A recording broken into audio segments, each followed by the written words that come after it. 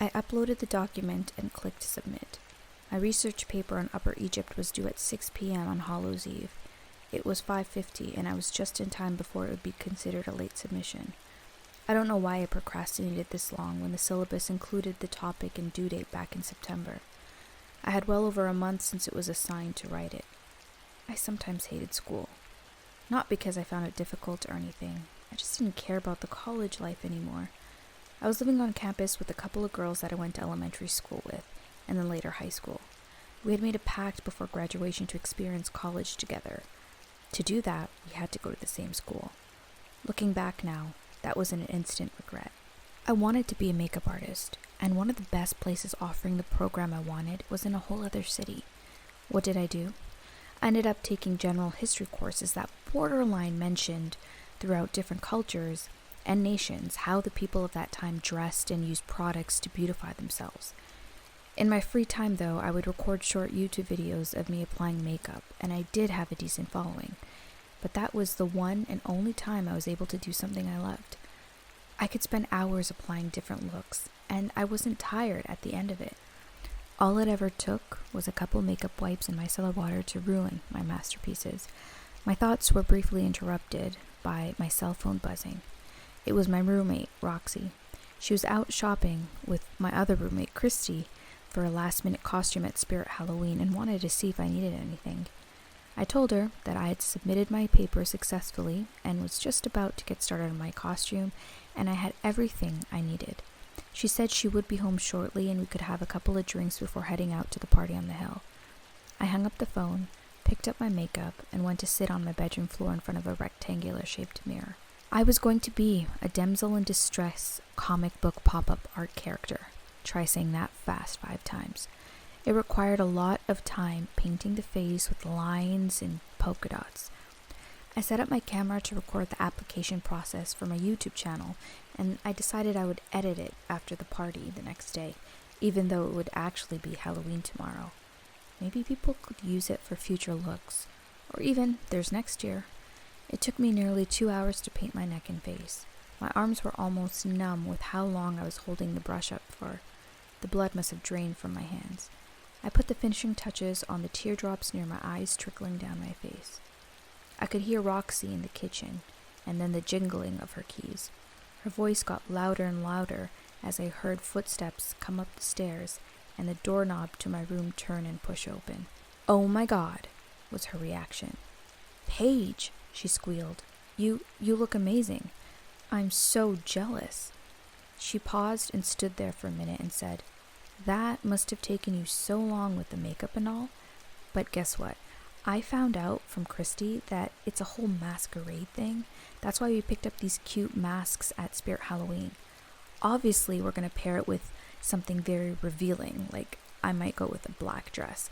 But don't worry, you look awesome." She excused herself to get ready and said she would meet me downstairs for some drinks. I sat there in my room, a bit disappointed and bummed out. Like, if it's a whole masquerade thing, most people are going to look at me as if I was some kind of freak because I didn't get the memo. I contemplated between washing the makeup off and just using black liner to draw a mask on my face. But we didn't have that much time left until we had to leave, so I had to suck it up and be prepared to be embarrassed. I then walked to my closet, took out a strapless heart-shaped knee-length pink tulle dress. It was very fancy, and I remember wearing it to a semi-formal sometime back in grade 10. It still fits me like a glove. I guess that was the self-esteem booster I needed. I walked downstairs with my pink sparkly heels in one hand. I saw Christy lounged out on the couch texting on her phone.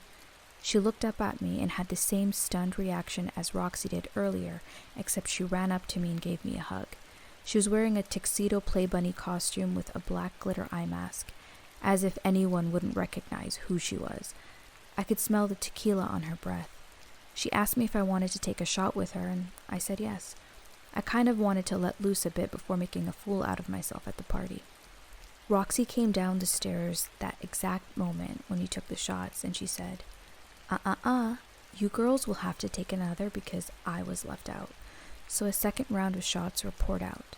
The time was 9:45 p.m., and there was a knock at the door. Roxy answered it, and it was Ari. "Hey ladies," he said, fist bumping us. Ari was a pretty cool, laid-back guy who did very well in school without even trying. Roxy offered him a drink, but he accepted water. He was going to be the designated driver for tonight. He told us to grab an umbrella because it was raining hard outside. And he knew we were obsessed with our looks because it took us that long to get ready, which we might as well protect. I laughed because I knew Ari was over-exaggerating. Well, not for me, but definitely Roxy and Christy were very particular with their looks. Every piece of hair had to be in the perfect spot. If they didn't fuss on the regular, that's when I would need to be worried. We ran to the blue Nissan Altima and got inside as quickly as possible. My feet were soaked and partially my outfit, but my makeup was still intact. The rain was hitting the car so hard that even with the windshield wipers going, the visibility was difficult. I sat in the front with Ari while Roxy and Christy were in the back sipping on a Bacardi Mickey.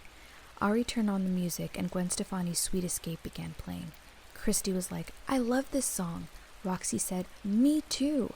And they started to sing, "If I could escape and recreate a place as my own world."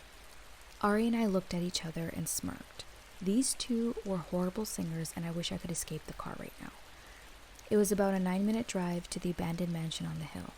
The slope was very high and there was no parking available. Ari decided to drop us at the front door and he would park at the bottom of the hill and meet us in the house. I offered to stay with him as the bottom of the hill, it was really dark and was near a wooded area, but he said he would be fine. The front door was open and there was music blaring. The mansion was enormous, at least the size of a mini mall. Roxy was the first to enter, followed by Christy and then me.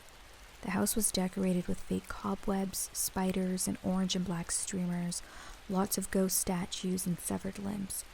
Either someone hired a party planner to take care of the cheesy decorations, or a club from school went to Party City and bought one of every Halloween item and made the foyer look like the store's showroom. Roxy and Christy immediately found people they knew and ran over to them. I awkwardly waited by the entrance for Ari because I didn't want him to feel out of place when he came in through the doors. Everyone seemed to be in masks except me. It felt like they stopped and stared in my direction. But then again, that's probably my anxiety talking. Plus, everyone had cups full of alcohol in their hands, so they obviously were oblivious or simply drunk. Well, that's what I hope to believe. About 10 minutes passed when my phone buzzed. I took a look at it and it was a text from Ari. It said, "Hey Paige, sorry to do this to you and the girls, but my car wouldn't start when I went back down the hill. I had to call a tow truck. I'm just gonna call it a night, and please go grab a cab home and let me know if you reach safe. Ari." Great, I thought. Ari was the only person I would really be able to talk to at the party because my two best friends were going to get plastered, which would mean I would be the voice of reason trying to cut them off before the worst case scenario would happen, which would mean taking them to the hospital to get their stomachs pumped. To pass some time, I decided to take a stroll around the place. I'd never been in a mansion before. Might as well take my chance. I passed by huge statues of naked people, lots of gold-framed paintings everywhere. There was a study with wall-to-wall bookcases, a powder room, a few more empty rooms followed, and then I came across beautiful French doors. I pushed them open and it led into a kitchen that you'd see in celebrity mansions with all the state-of-the-art appliances that is any chef's dream. I saw a ton of bottles of alcohol on the breakfast island. Nothing caught my attention except a bottle of Cabernet. I grabbed a plastic cup and began to pour myself a drink. There was a pantry in the kitchen and I heard laughing coming out from there. I sipped on my drink and was in the middle of texting Roxy when a girl stumbled out of the pantry fixing her skirt and a guy followed from behind her. They both had smiles on their faces as if they did something scandalous. I was about to turn around and leave the kitchen when I bumped into a guy which sent my wine to the floor splattering everywhere. The masked guy was dressed as a Phantom of the Opera. He apologized to me and picked up a roll of paper towel and began to clean the mess. I introduced myself and he told me his name was Dorian. I asked him if he was the Phantom of the Opera, where was his Christine? He said they broke up and he was just trying to move on. He then changed the subject and complimented me on my costume being unique than all the other revealing outfits that the college girls are wearing tonight. I appreciated that. We began casually talking and I told Dorian I was going to take a solo tour of the place, but He could join me if he wanted. It would be more fun. Dorian said he wouldn't mind at all, and he knew a little bit of history behind the mansion. Maybe he could be my tour guide. I laughed. Sure. I poured myself some wine in a new glass, and we were off. After the kitchen, there was a dark corridor that led to the other part of the house, but it was unfinished. I used my phone's flashlight to look around. I could see half a wall, poorly boarded, and boxes of bricks and cement bags everywhere. The ceiling was completely open with a plastic tarp on top. There was also animal droppings everywhere. Dorian suggested we leave the area as there was nothing much to see. He told me he heard that the owners of the house left after a tragedy struck their family, and the mansion was in the middle of being built, but they decided to elope, never to return. Eventually, the banks took over the property, and they haven't found a decent buyer yet to finish the place off. We were now back at the foyer, and the bass of the music made the wine in my cup vibrate. I could see that everyone was dancing, and Roxy and Christy were seated by the fireplace laughing. They were having a good time. I told Dorian that those were my drunk friends, and they were having the time of their life. Christy then saw me and nudged Roxy, who started flailing her arms so fast, waving at me to come to where they were. I ignored her invitation and asked Dorian if he could check out upstairs. He led the way. I looked down at Roxy and Christy, who were looking up at me, taking the staircase. When Dorian and I got to the top, the staircase branched out into two directions. We turned left and started to walk. He told me it's like moving in a square. We would end back at the front of the staircase. We passed several rooms along the way. They were all empty, except for one. It was at the corner of the far left end of the hall. The room was fully furnished, but there was wear and tear, obvious from the weather. The ceiling had black watermarks. It was dusty. There was even a walkout to a balcony. Dorian told me that there was about 10 bedrooms in the house, and they all had walkout balconies. It was one of the first things that was to be included in the design. Apparently, the family loved nature, and with the landscape on top of the hill, they could admire the wonderful nature and city every day. Dorian sounded like a scholar, history professor, and that was a turn-on for me. I was very impressed. When I told him that, he laughed. I asked Dorian if he knows exactly why the family eloped and what was so tragic that happened here. Dorian said there's a lot of versions to the story, and he didn't know which one to tell me. Plus, he felt it would be too freaky to tell something like that while I was in the abandoned house. I kept insisting he tell me as a Halloween gift. He gave in, and we both sat on the bed, which had such a pungent smell to it. Dorian said the most frequent version that's told, and the one that he's familiar with, was that there were two brothers, and the eldest son was soon to marry his girlfriend of 3 years that he really loved and would do anything for, but little did he know that she didn't feel the same way. One day, he had movers bringing some furniture to get it feeling like home. The basement and the far part of the house were left to be complete, and he thought, why not move in and get settled? He was an architect, and this was his first home that he designed and wanted it to be perfect. He clearly was his mother's favorite as well, as he excelled in the family business. They had a winery his father had passed down to him after he died. His brother, on the other hand, didn't do much. He just lived off the riches. He stole money sometimes from the business too, but the worst thing to do was he was having an affair with his elder brother's wife-to-be. And one day, that truth came out when the eldest brother decided to go to the mansion after returning back from a business trip. It was around Halloween time, and he had to change into his costume, and then was going to pick up his fiancée to go to a very posh masquerade party at his soon-to-be in-laws' place. As he walked into his bedroom, he was startled to see his brother and fiancée in the same bed together. They must have argued about something which made the younger brother so upset that while his older brother and fiancée were arguing, he went downstairs to the study and picked up a revolver from one of the drawers. He then came back up and shot his older brother in the head from the back. Then they cleaned up the mess and made it look like a murder-suicide. The brother and his new girlfriend ran and never returned. Wow, I said, that's a sucky ending. I was hoping for the older brother to kill both those weasels and then live his best life. And then I thought for a moment, is it a known fact that the younger brother set it up as a murder-suicide? What if the elder brother couldn't take the pressure of the family business or the heartbreak his fiancée caused him and he killed himself? Well, said Dorian, that's another version. It's a possibility. It's a myth, right? Everyone's going to make up their own stories. True, I said. Dorian and I sat in the dark room with a little bit of moonlight shining through the balcony glass doors. Dorian told me he was having a great time and that we should hang out again. He then leaned in and gave me a kiss.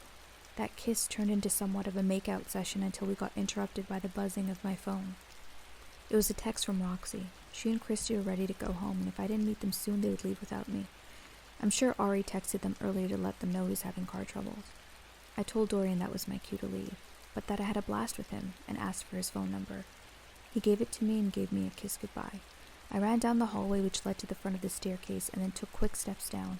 I briskly walked to the front foyer where I spotted my drunk friends. It was 12 o'clock on the dot, and I used my app to order us an Uber. The party was still going on, but the crowd of over 200 was down to about half. We walked outside, and the rain had finally stopped. Our Uber driver pulled up a few minutes later, and we got in. The drive was mostly quiet, until we were back at our townhouse. I helped Christy and Roxy get up the steps safely before going back to lock the door. "Why are you smiling?" said Roxy. Even though she was drunk, she was pretty observant, and she looked annoyed. "Nothing. It was a great night," I said. "What do you mean?" said Roxy. "You just blew us off and wandered away." "Don't talk to me about leaving you both, okay?" I said. "You two ran to your other college friends the moment you got to the house on the hill. I stood there for a good while, and none of you paid any notice to me. The only time was when I was going up the stairs with the guy, and I had more fun with him than I've ever had with you guys, since we moved out to this stupid place to go to school together, which, by the way, was a horrible idea." Clearly, Christy and Roxy wanted to be on my bad side tonight in drunk fight.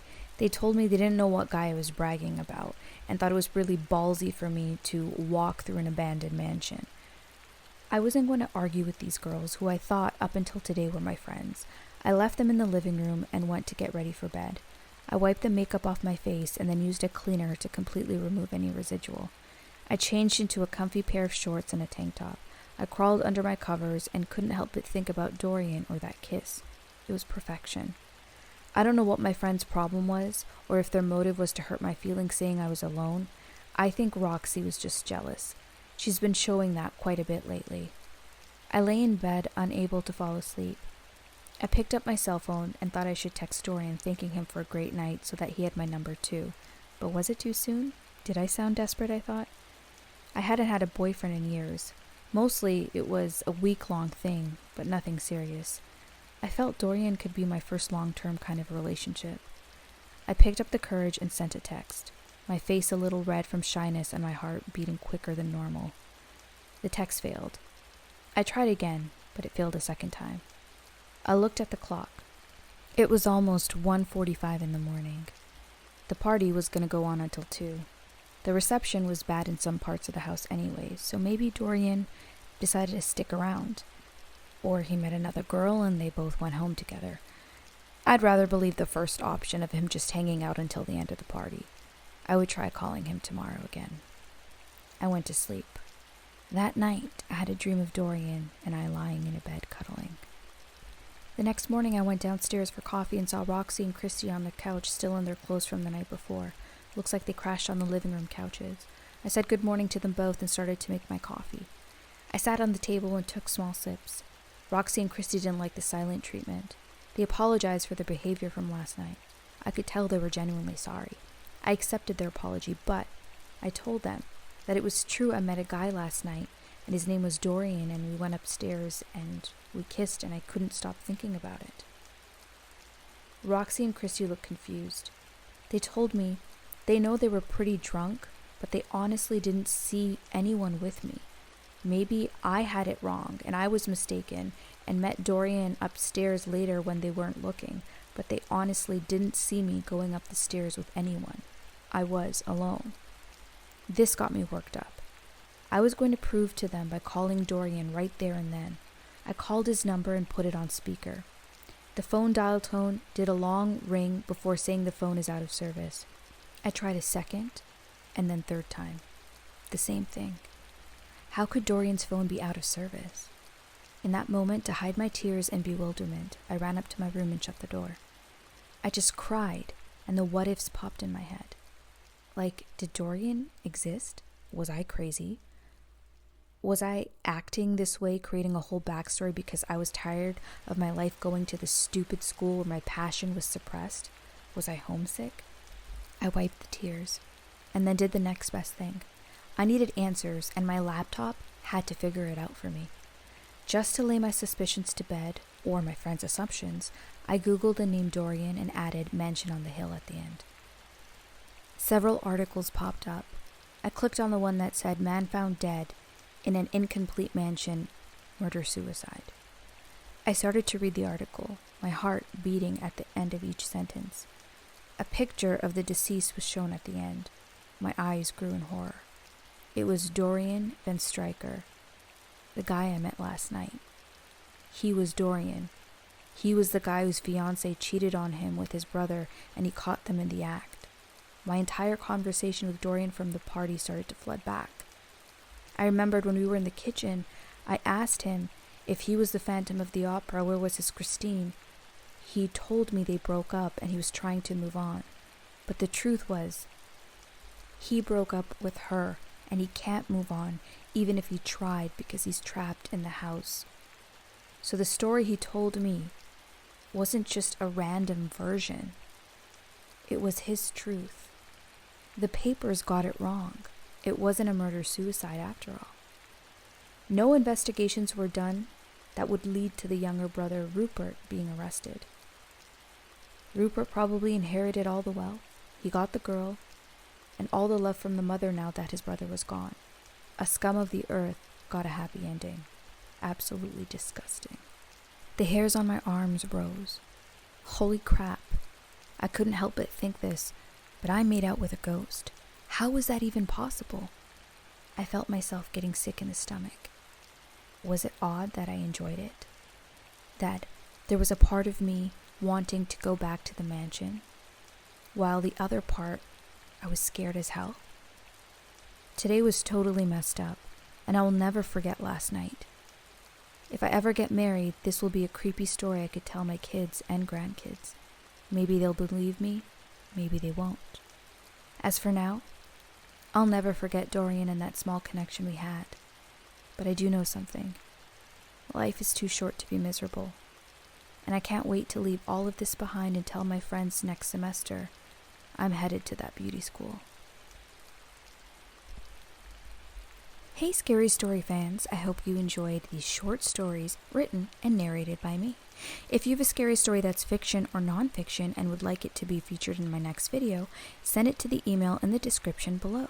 In the meantime, sweet dreams and happy screaming.